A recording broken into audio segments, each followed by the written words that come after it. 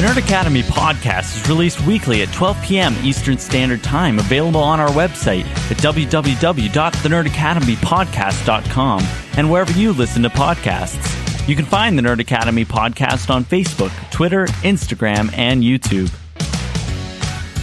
You can also help support the show by going to patreon.com/The Nerd Academy podcast, where every donation allows us to bring you more exciting content every week.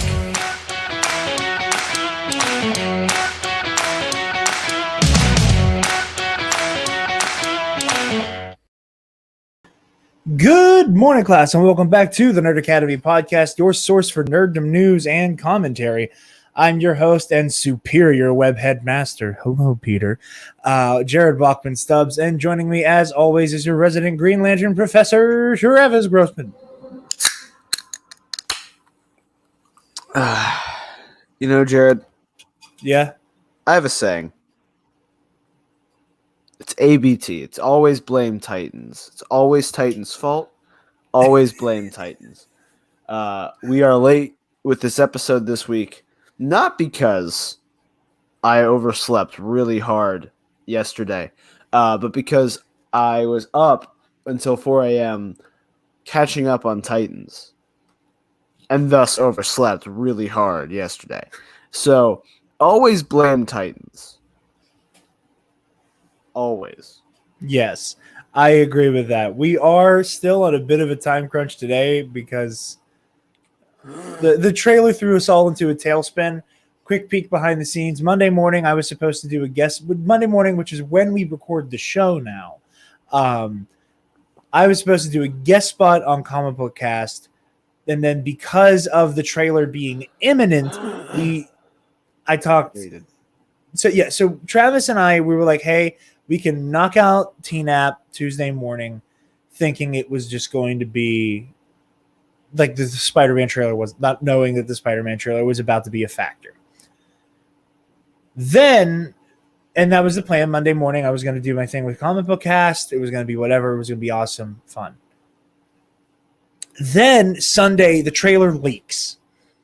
At which point, I'm like, wow, this is going to be fun to cover on air.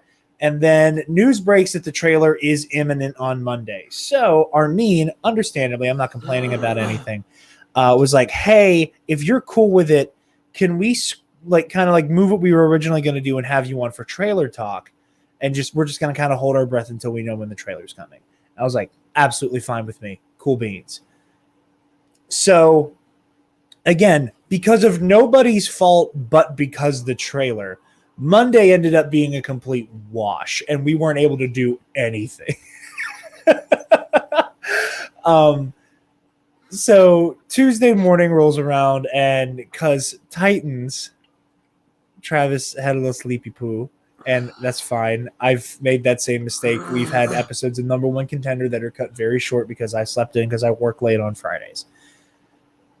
So we were like, okay, we're going to record it Wednesday morning. So hopefully this is coming out at noon. Maybe it's coming out in the evening. Hopefully it is noon, though. There's a chance it's the evening, and that's okay.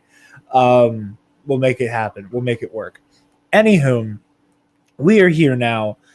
Travis, Magic the Gathering.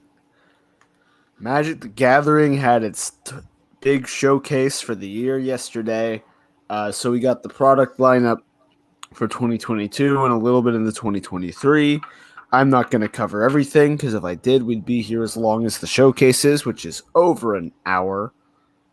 I'm excited for all of the normal stuff coming out next year. It's all stuff that appeals to me and it makes me happy. The stuff that matters to this show, for the most part, is they announced that the Netflix animated series for Magic the Gathering will be coming out the end of next year. And we got our first casting, and it's only relevant because it's Brandon Routh. Yeah, I saw that. That is awesome. That's a good pick. I like that idea. He's playing Magic Superman. Naturally. Not necessarily in power set, but he's just the got to do what's right and what's just. And I'm gonna kick bad guys' butt that are doing bad things because it's what's right, kind of guy. You know, Yeah. we love Gideon in this house. Excuse me. The other pertinent This is a leftover thing Titans. to, yeah. The other pertinent thing to this show is Magic has recently begun its series of other IP work. So they're doing cards from. So like recently, we had a whole set that was Dungeons and Dragons, not D&D themed, but like set in the world of Dungeons and Dragons. And it didn't feel like that much of a departure because they're the same company, and it's very easy to do. We're getting a lot more of that next year and the following year. Sorry, Mario. Including a Fortnite crossover. Yeah. A Street Fighter crossover. Those won't be full sets. They're going to be just a couple of cards. And then in 2023, we're getting a Lord of the Rings full draft set. Like you will be able to buy booster packs of Lord of the Rings Magic the Gathering cards.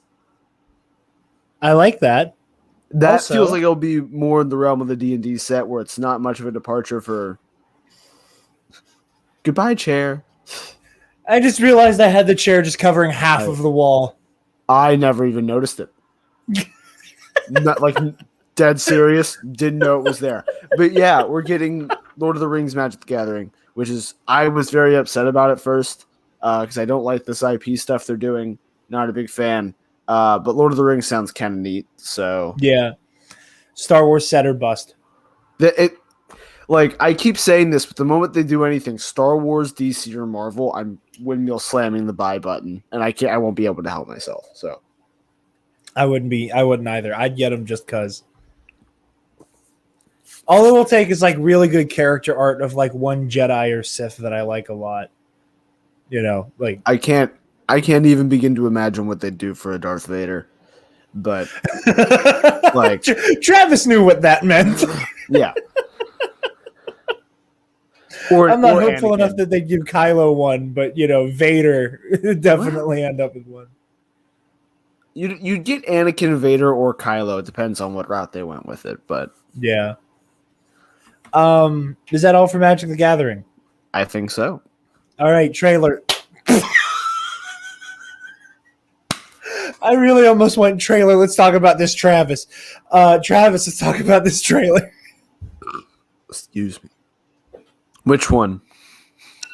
Spider-Man. We're gonna again press for time. I'm gonna touch on Eternals a little bit, but Spider-Man trailer. Spider-Man.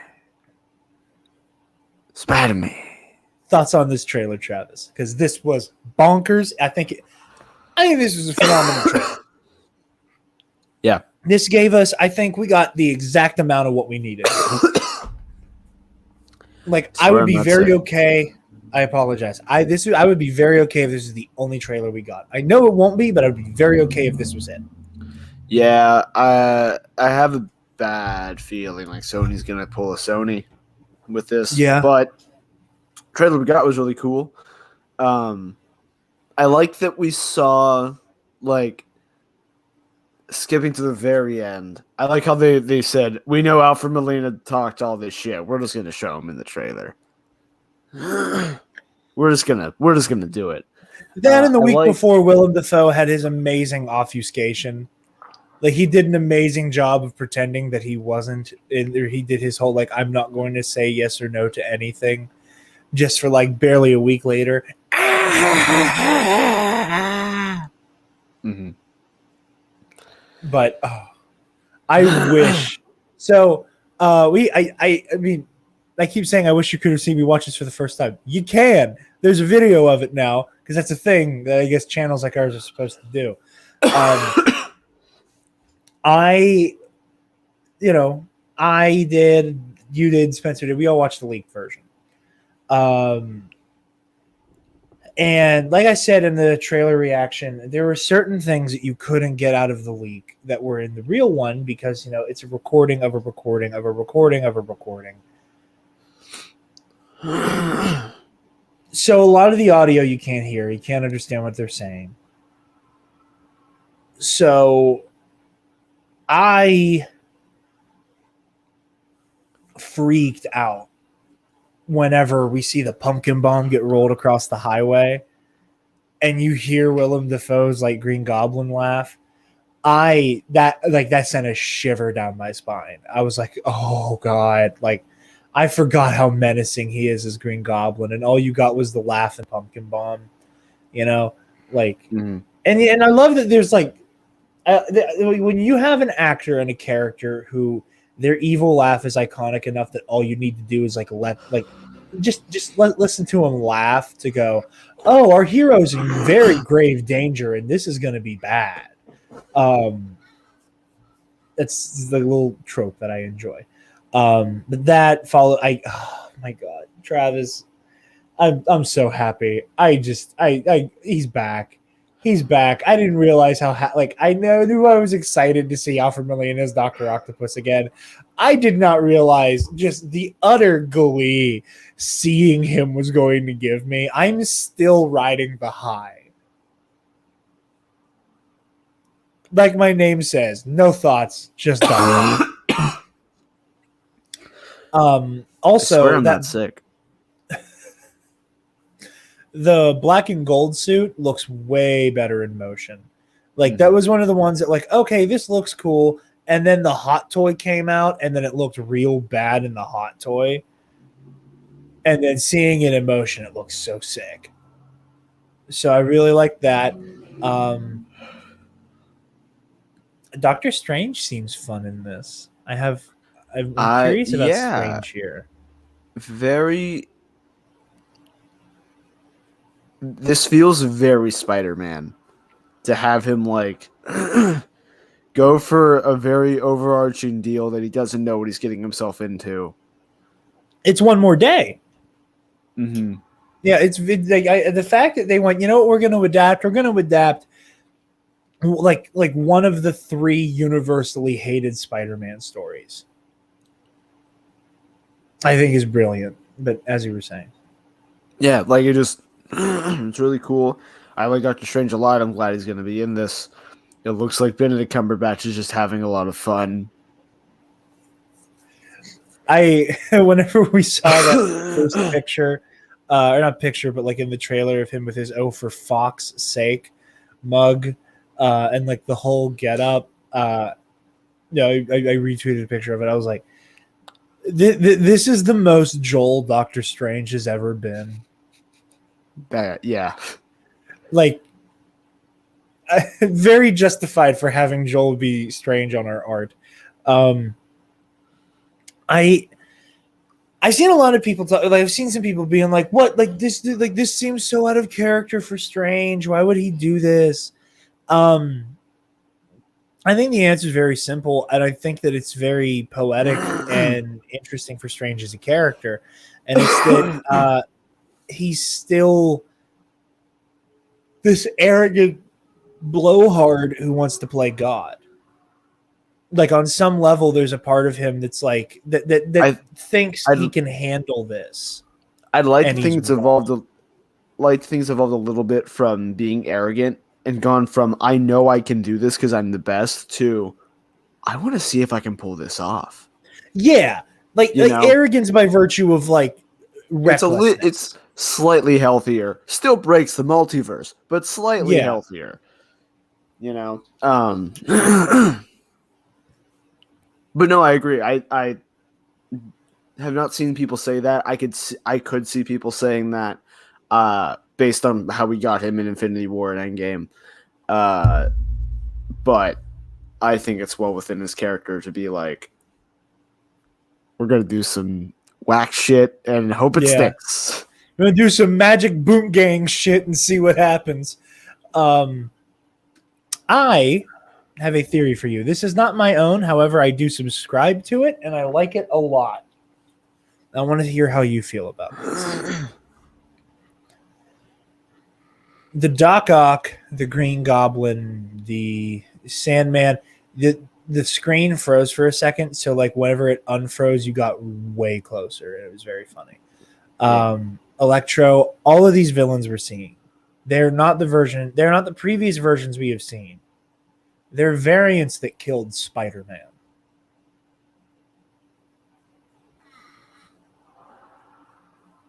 Interesting. Which I think goes a long way to, Alfred Molina said in that interview, it's the moment he was plucked from the river, which immediately makes you go, well, why is Doc Ock a bad guy again?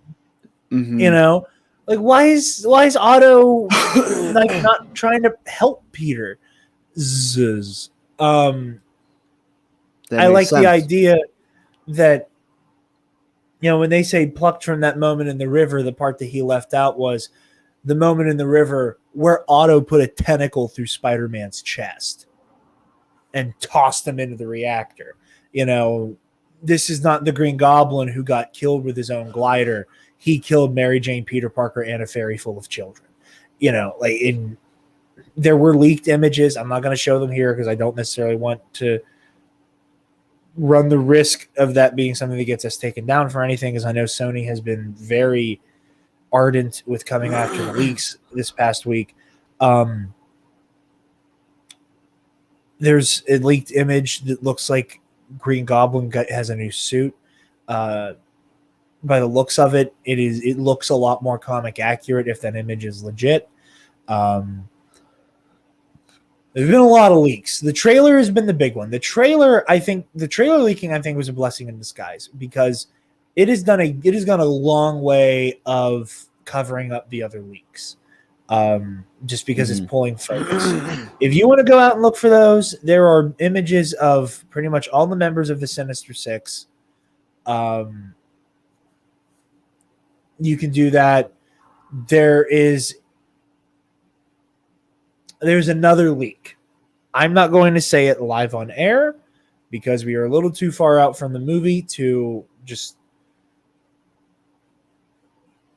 I don't want to say it. I don't want to put the final kibosh on things that are being speculated. I'll leave them in speculation zone. But if you want a definitive answer and you want to go looking, there is a definitive answer to one of those things. So I'll leave that there. But yeah, I think it'd be really interesting because it really helps with the stakes, right? Like it really helps up the ante of, because if Toby and Andrew show up, there's that level of, everybody's already beaten these villains before, all of these people have been defeated already. So the stakes are slightly lower, but if they're all showing up and Doc Ock has this villainous swagger about him because he won, and all of them are like, "Please, I killed you." I hope so badly we get to hear one of the most comic booky phrases of all time of "Haven't I killed you already?" Which is just one of those fun things you only get to say in ridiculous stories like this. I really am excited to see this multiversal Sinister Six. I'm excited to see who fills the final slots because per the trailer, we have the Green Goblin, we have Doc Ock, we have Electro because we see the lightning. Allegedly, there's moving, the dirt looks like it's moving around the lightning. So people are saying we see Sandman. We'll go with it. That there's one shot where apparently the lizard is visible. It's whenever Peter turns around, there's that quick little jump scare type thing. If you brighten the image, you can see kind of the outline of the lizard. So we have one slot open still. Paul Giamatti's Rhino. I want you to be right. I don't want to be right. I think we're either looking at Vulture or I hope Mysterio. Well, it could be. He's alive. I feel like, and this is something the guys on CBC were talking about, that Mysterio is clearly playing too big of a role to not be in this and breathing. Mm-hmm. Also, trailer related, Daredevil isn't in the trailer. Please shut up. Respectfully, that isn't Charlie Cox. Nick, I don't want to be disrespectful to you. It's not Charlie. I'm sorry. The amount of, is that his hairy arm I see, that I've seen on Twitter is quite funny. Oh my God. Yeah, you know what else really, like, I've seen some people do this thing where it's like, you see the sign said devil in disguise. Like, aren't we past that weird circular logic with like trying to predict movies? Like, this feels like we're going all the way back to like, and this is like the best example of just like the weird circular reasoning. And it's a bad example because retroactively the theory did prove to be right, but it's because they made it right, not because the theory was right. It's like saying that, like, you know, Rey stabbed like this in The Force Awakens because she's Palpatine's granddaughter, and that like somehow through hereditary, like somehow through the genes, she inherited the trait that makes you stab up real high, you know. It's that same kind of circular logic. It's like, none of what you're saying makes any sense. Like, just because there's a sign that says devil in disguise doesn't mean that Daredevil's in the movie. Also, I do just want to address the red elephant in the room. I think there's going to be...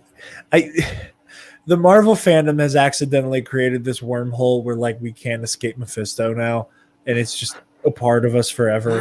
Because for those of you who are unfamiliar with it, Spider-Man One More Day is it was in the aftermath of Civil War. Peter Parker had revealed his identity because he had joined Iron Man's pro-registration army, and because of his identity being revealed, Aunt May gets shot. And to save her life, he has to save her life and remove his identity from the memories of the people. He has to trade away his marriage with Mary Jane, and it undoes a whole lot of stuff retroactively that also brings Harry Osborn back to life. But he makes this deal with Mephisto. So... I'm already seeing people. I haven't seen anybody say it and mean it. Like, I've seen a lot of people kind of meme it. Mm-hmm. But I'm sure we're only a day or two away from somebody like absolutely throwing their full weight behind it, saying that Doctor Strange is only going along with Peter's batshit insane idea because it's Mephisto in disguise. It's not. This is your way of saying it's your theory, and No. But now you have the out. Now you can go, nah, see, I didn't think that. I'm not going to gaslight our audience like that and just lie to them. I am not going to engage in Schrodinger's Mephisto. He both exists and doesn't exist. But you can't tell unless you observe him. I am not. I refuse to engage in that theory. I think it's stupid.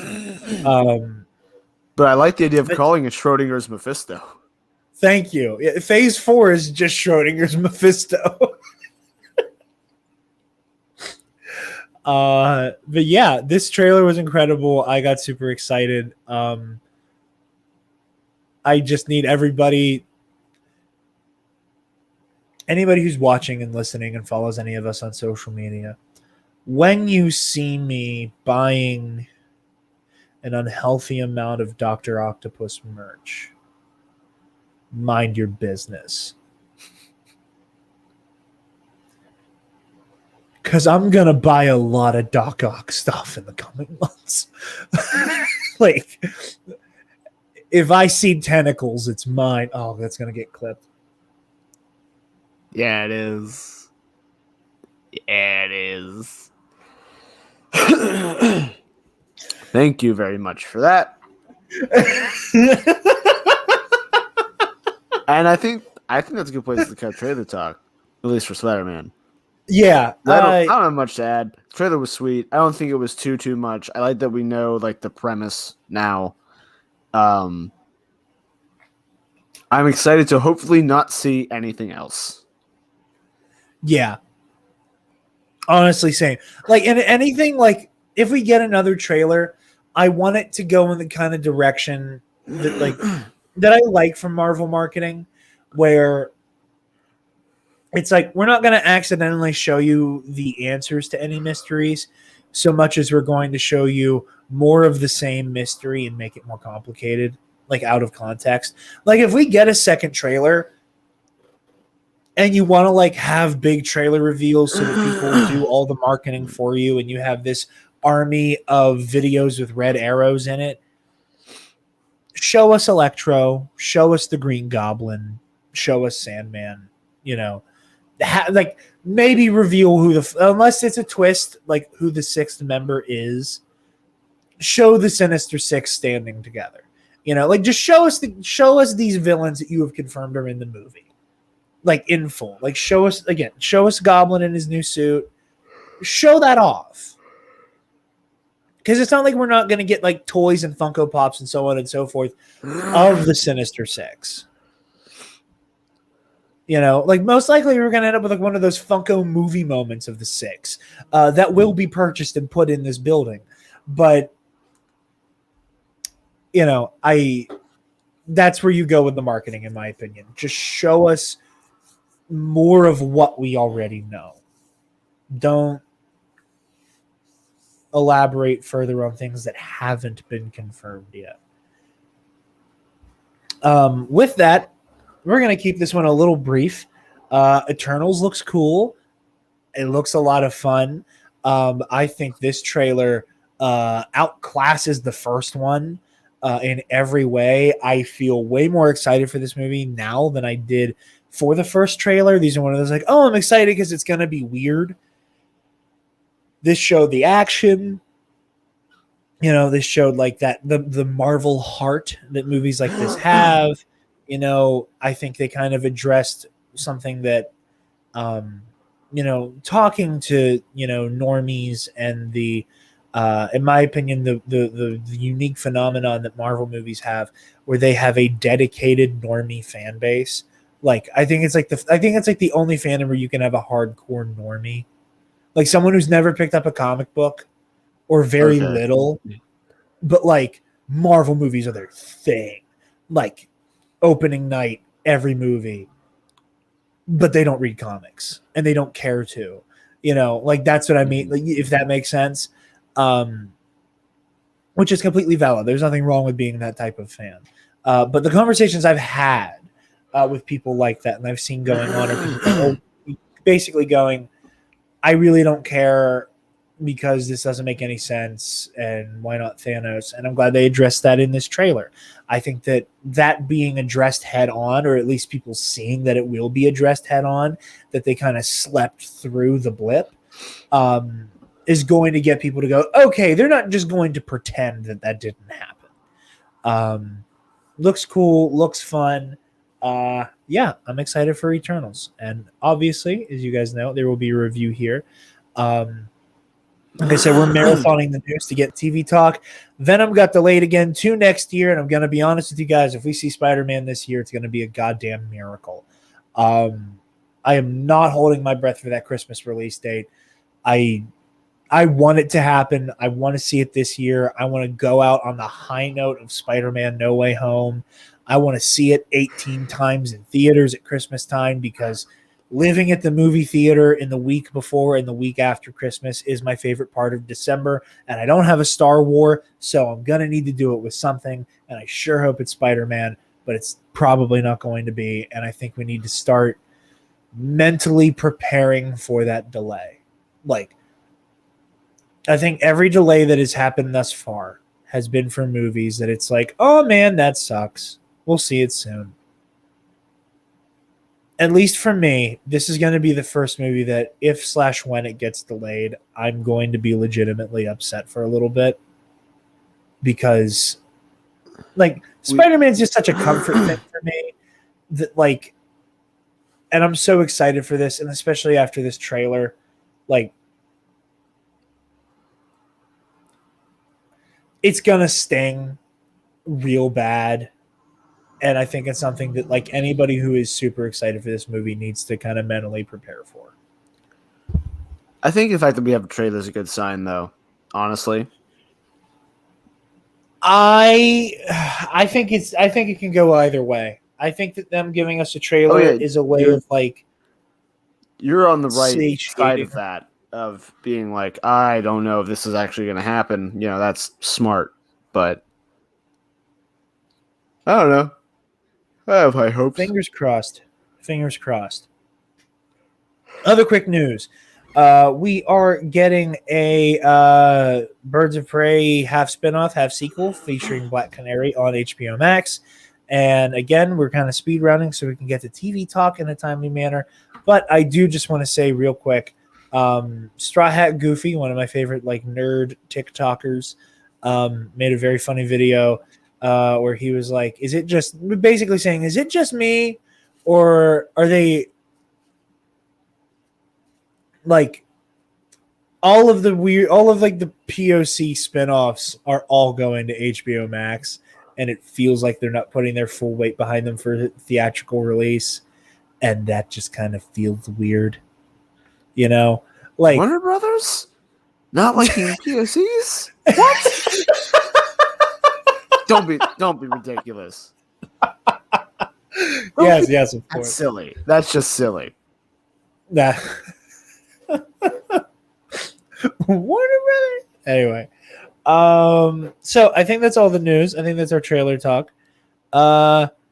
Travis, which one do you want to start with? We'll start with the good. We'll start with the Okay. what if. We'll really like this episode. Also, at time of record, there's a new episode of What If, but we'll talk about that next week because that's how this show works. God damn it! I haven't watched it, so I have not either. I barely got. I don't even know what bed this to one's be on the about. podcast. What's this week's about? I think it's what if somebody assassinated the Avengers before they could become the Avengers. Dark. Okay. Yeah, it's like what if Earth's mightiest heroes never were, or something like that. Let's see. Is like the actual title. What if the world lost its mightiest heroes? Yeah.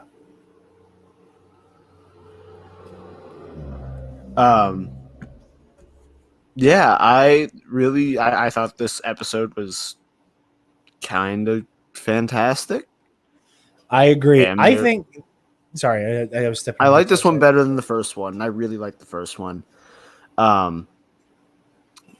I think I will never be over the fact that all it took for Thanos to step down was a reasonable conversation. That's going to be one of my favorite things forever. Not in the way of like in a negative way. I think it just made me laugh really hard, and seeing like good guy Thanos was funny. Redeem Thanos might be in my top 10 MCU. Like, I'm not even kidding. Everything about him was like my jam. Like, I can't remember the last time I like, and not in a bad way. Like normally whenever like you're watching something for the first time and you know exactly what the next line of dialogue is about to be, normally it's because it's like cliche and shit. But come on, you must be crazy. Not crazy. Mad. I was grinning ear to ear the moment she said you're crazy because I said it with my TV watching. This was like I know he's about to say mad. Mm-hmm. Like, and it's so good. It's so good. Thanos is so great. This whole episode is incredible. I enjoyed Captain Carter. I enjoyed the Peggy, Captain Britain, whatever. I had fun with it. This episode blows it out of the water. And Steele Saunders, he like it was one of those like you said the thing that like you said the sentence that is just like very easily repeatable, and I can't disagree with you on it. What if is infinitely better when it is not just we swapped out the roles for a movie you've already seen. Like that was kind of the shortcoming for Captain Carter for me. It was like, okay, this is just the first Avenger, but like in 20 minutes starring Peggy. And it was very samey. Like to the show's kind of detriment for that first episode to a certain degree. Here, where it's like, oh, okay, like Star-Lord, T'Challa Lord put the kibosh on Thanos probably before like New York happened. And that's the thing that I really like about it is like where it takes place in the timeline. That like he got to Thanos when Thanos could still be reasoned with. Like that's what I like about that. Like, yeah, it's funny where everyone's trying to fight him, and I think I sent you the meme where it was like T'Challa whenever he like tries to hit Thanos in Infinity War, where like he jumps up and he's just going, "I think we should have a conversation," and he gets like slammed by Thanos. I like I just like the whole like he got to him like could still be talked down. I think that's cool. I like the art style is really killing it here. Shouts out Scotty from Bombadcast because he pointed out, I think it was Scott, in the collector's room you can see the S foils of an X-wing in the background. Which I want to go back and look for the X-wing now.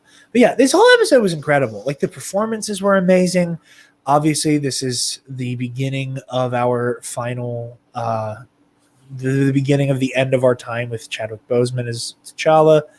As tragic as that is, he turns in an amazing performance, and it was one of those like he's just such a natural to that role that like I was distracted by how upsetting it was until like the final memorial because I spent so much of that episode just distracted by how good all the performances were. It was another great. It was excellent. Yeah. I don't have much else to add. Oh, I hate Cha-Cha. I never want to hear that again. Like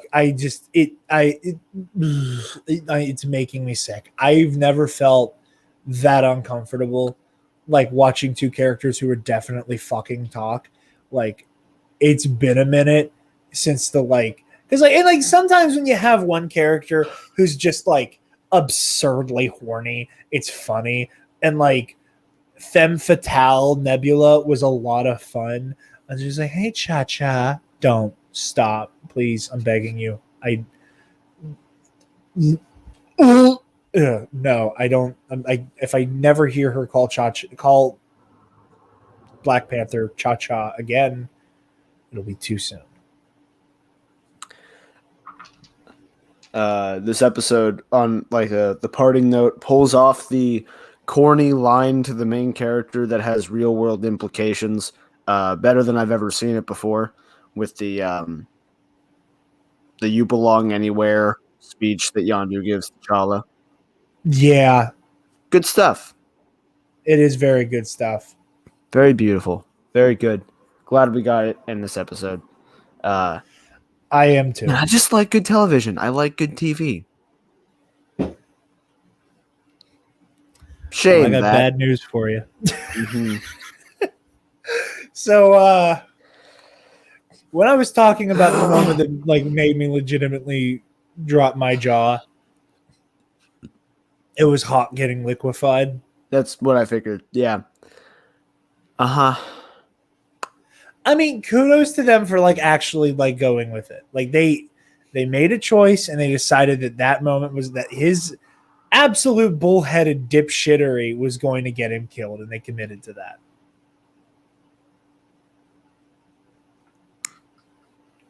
Remember how I said I wasn't going to take notes? I might have taken some notes because I got through 302 was exceptionally bad.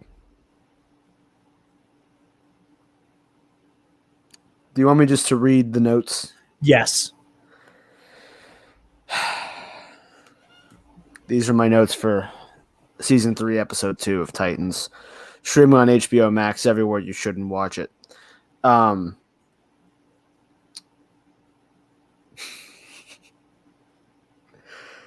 one cares about Red Hood. Washington, District of Columbia. I should have kept my mustache. And now reading for the role of Bruce Wayne, Dick Grayson.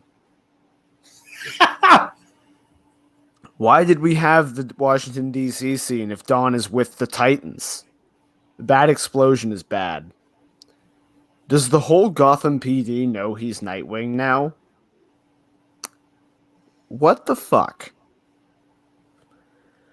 Why, in this family of detectives, is Dick the only one who's even kinda good at his job? Why does Titans insist that Bruce Wayne is in fact not Bruce Wayne?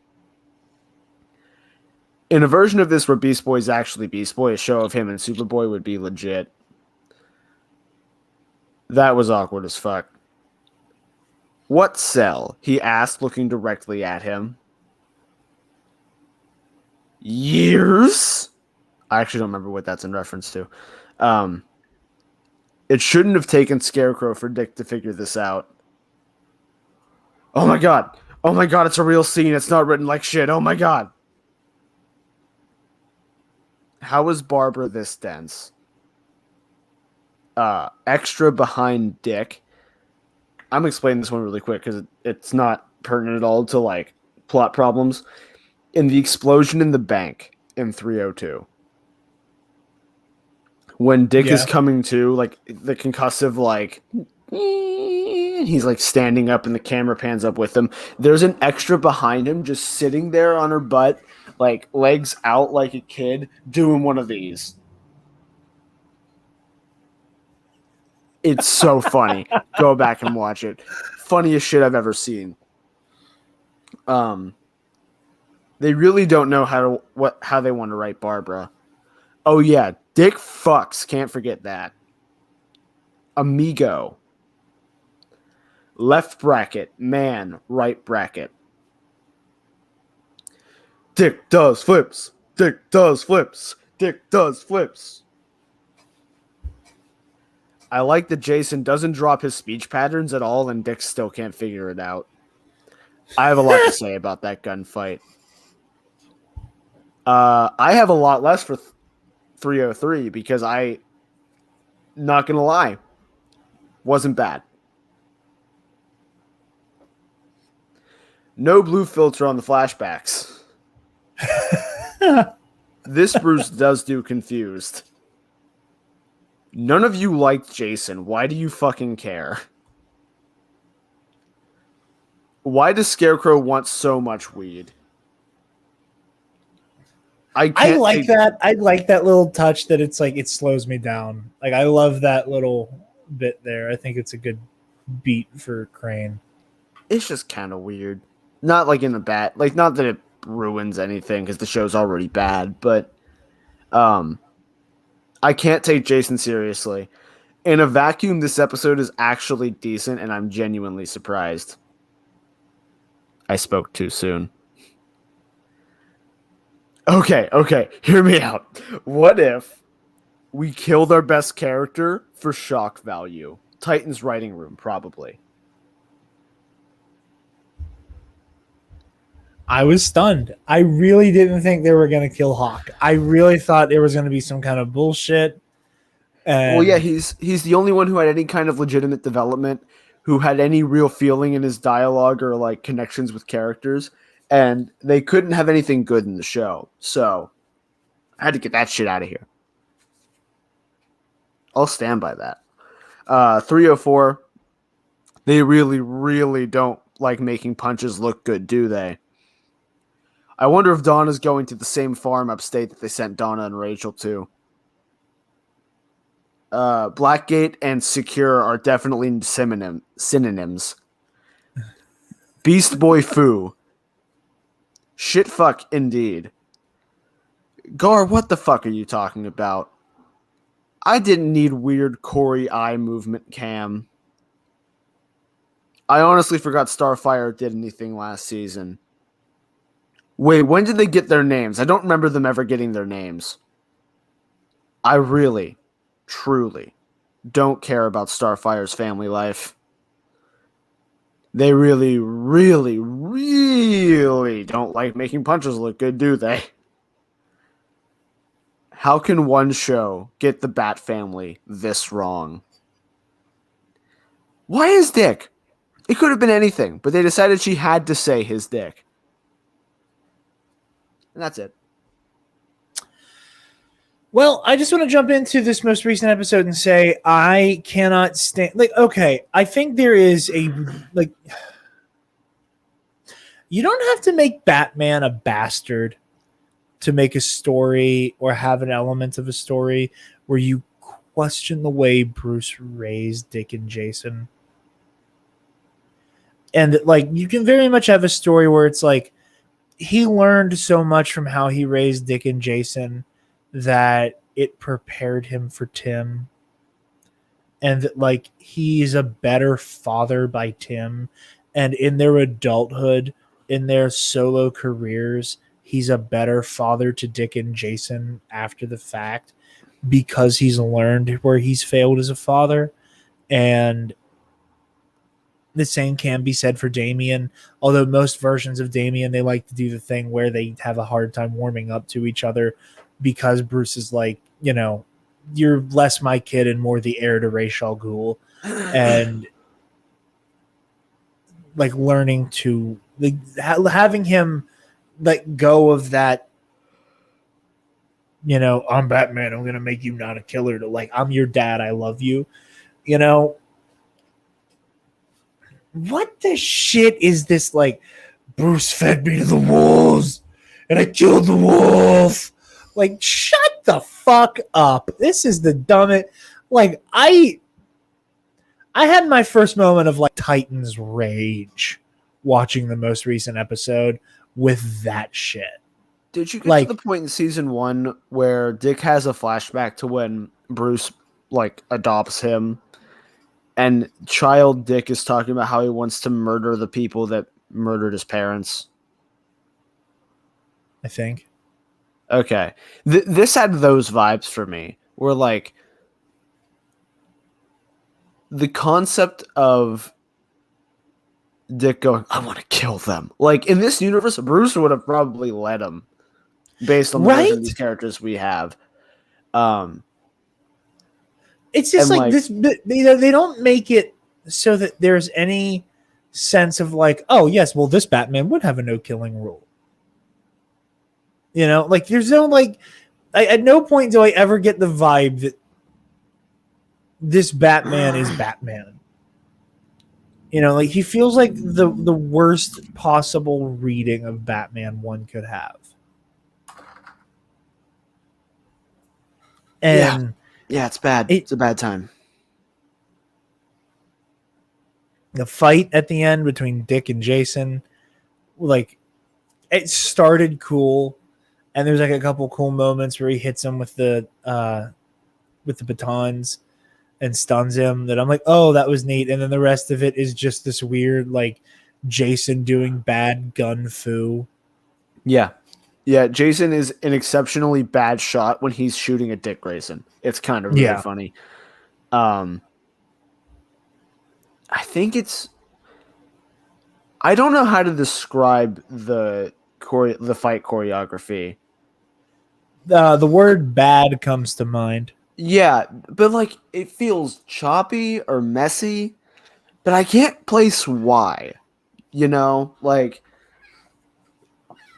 Because you're watching it, and everything they're doing just kind of looks right, but also it doesn't look right. Like, it looks like they're not quite moving right. I don't think they know how to frame these shots. Yeah, I think that's it. Like, you can you can frame these shots so it looks like someone's actually getting hit, and they're not. Like, I think this is a shooting and editing issue, and less of the choreography. But yeah, no, I don't this know. this was bad. Like episode 2, I had that like episode 2 was the trash TV episode. Like that was episode 2 was worse. Episode 2 was the worst episode so far. See, I think 4 was the one that got me. Also, the off-screen, like at what point did Dick just like drop the veneer that he wasn't Batman's sidekick? Because like with Crane, like he takes him the second he takes him to the cabin, he's immediately Bruce did this, Bruce did this, Bruce did this, Bruce did this, and then after talking about Bruce, Jonathan goes, "Yeah, Batman," and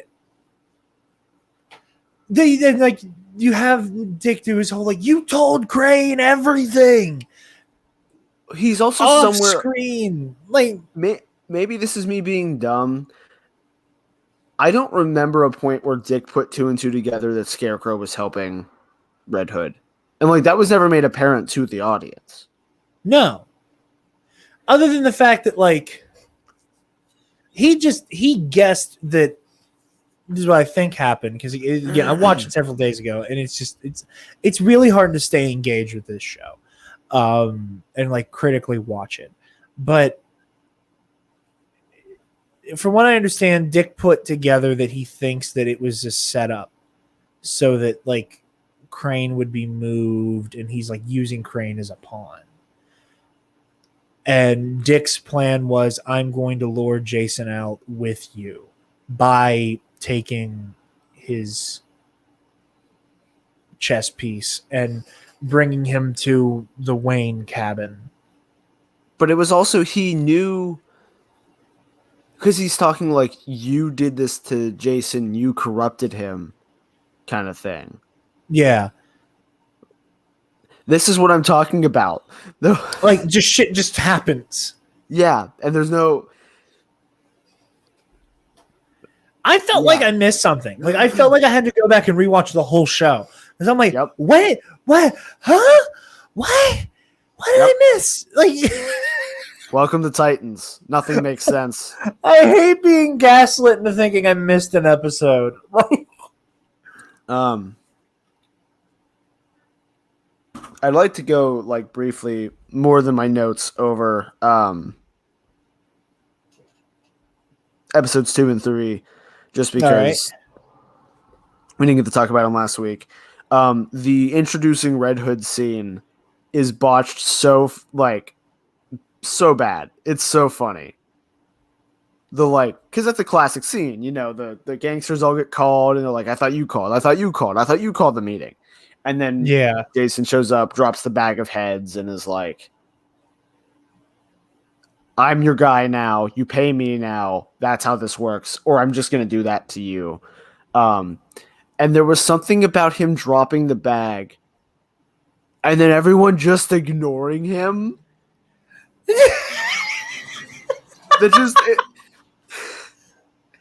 I also don't like that got really loud because I accidentally like drop kicked the microphone. I also don't like the turnaround time on him becoming Red Hood at all. No, and that's the thing. We don't know. This implies he had to have faked his death because there's no discernible way that he now has military training and just has all the gear ready. Like this is something he was planning and then he faked his death to do. It doesn't make any sense. That's what I mean. Because like he gets killed by the Joker and killed. And like maybe he had this kind of shit stockpiled in that safe house. Maybe. I don't know. This is just so messy. But yeah, beyond effects being bad and the fight's not looking great. Like all production quality aside, the introducing Red Hood scene just really doesn't work.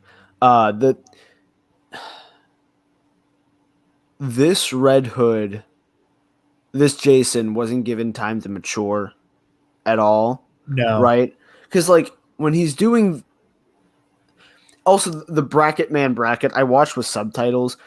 I love that they tried to pretend like we didn't know who he was. The subtitles still have Dick listed as Robin, which also pisses me off for no reason. That's awesome. That makes me happy. I want nothing more. But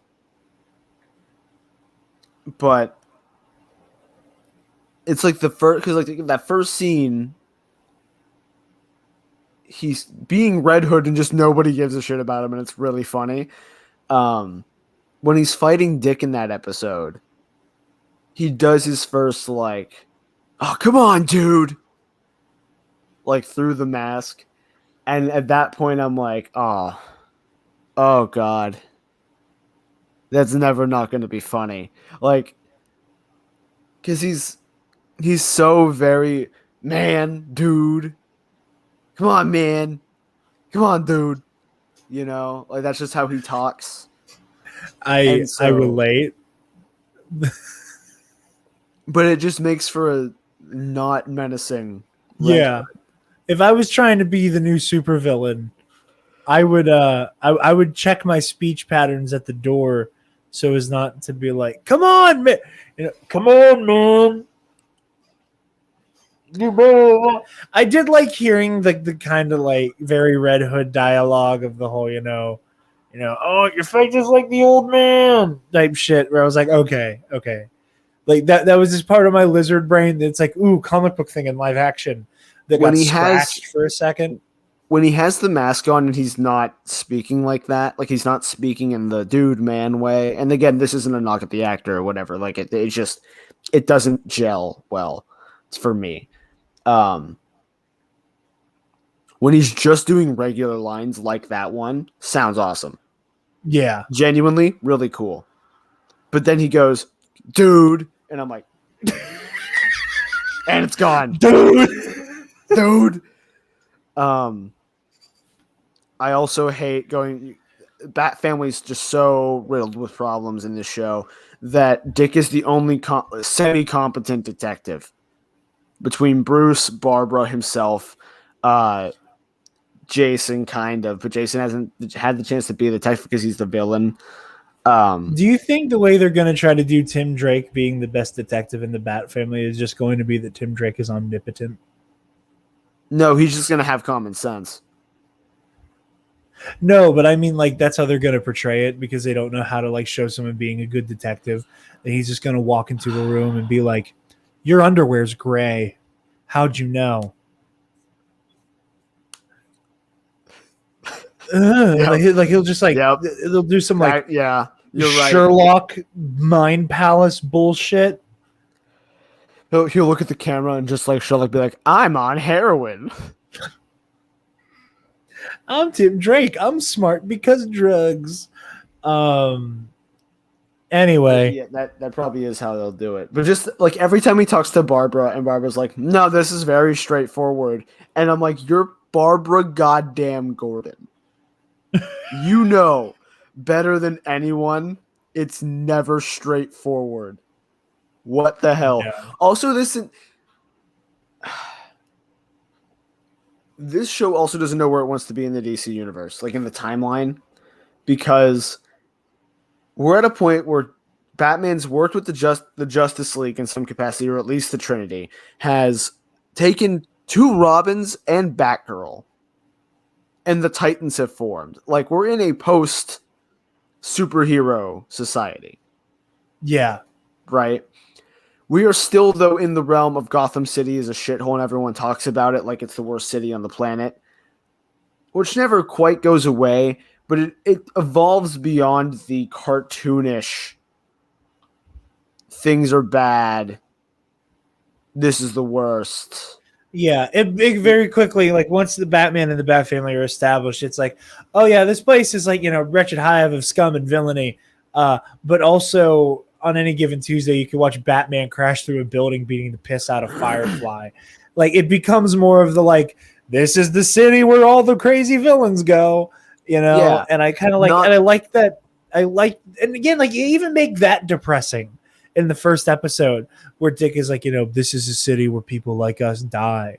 That's what I'm talking about. The over dramatization of Gotham City. We're over that by now. At this point in the DC timeline. No, it's the part of it's the part of the DC universe where you're playing on hard mode because nobody gives a shit. Like, everybody here deals with Batman on a regular basis. You can't scare these people unless you're Batman. Like, let's see. What else? I'm glad we saw Dick do flips. Me too. Dick does flips. He does do flips. Yeah, episode 3 was coherent, had decent character moments, everything between Hawk and anybody. Hank doing anything for the 2 episodes he's there. He was already my favorite part of the show. And by favorite part, I mean, like, he was not bad in a sea of bad. So now that he's gone, I